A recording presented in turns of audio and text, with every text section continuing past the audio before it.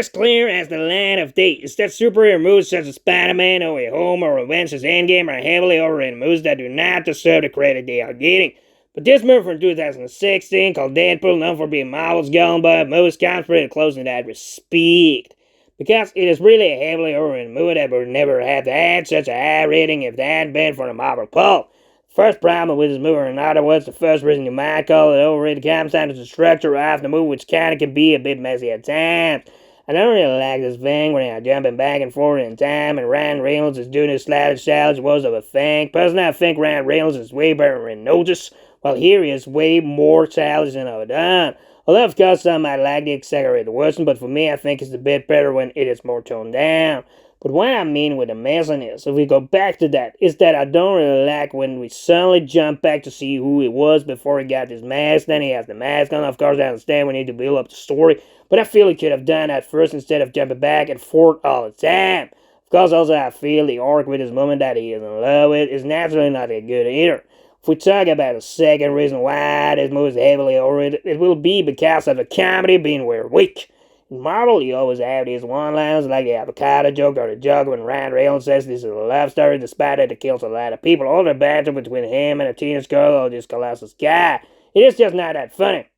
Although sometimes it works, perhaps when he talks to his villain Ajax, that's perhaps some of the only times that the comedy works. And I don't really think it is that funny when he sits in the bar to talk to Teacher Miller, because I feel the comedy is too much as a childish side, much like what was done in Eight-Man's Wife's Bodyguard, for example, or in Bullet Train. It just does not work out in the right intended way. We have seen way funnier action comedies than this, for example, like Lethal Weapon or Rush Hour, yet a lot of people hate this like a masterpiece. One thing that should be said in this context is that moral movies will always be slightly overrated. But that does not change the fact that this movie doesn't have too much to offer other than some cool action scenes and stunts.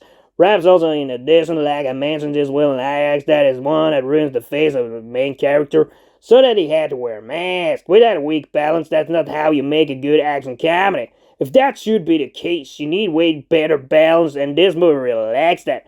In addition, the other main characters are weak, like the Colossus guy or the bratty teenager, and those characters are a central part of the story. When you then can't make them work, you cannot really find a surefire way to entertain. A further reason as to why this movie is overrated is down to this abundant case of emotion. Because in a lot of the moments, the movie is very emotional. Of course, not as much as in the second movie, but you do that at the same time. I feel that this movie tries to be unnecessarily emotional. For example, in the relation between Deadpool and the woman he is dating, of course, I naturally understand when you deal with stuff such as cancer, maybe you have to be a bit too emotional because it's a serious subject. But that's something you also bring jokes around in this movie. But anyways, I don't like the way they try to bring this emotional mood upon us all the time. Because that is prevalent in this sport. The same between Deadpool and the woman, like I said, or for instance, even between him and T.J. Miller. But that's just another reason why this movie is so goddamn overrated. But what it has are the action scenes, and for me, that is enough to give it a 6 out of 10. But is it an A-class masterpiece? No, not by any fucking chance.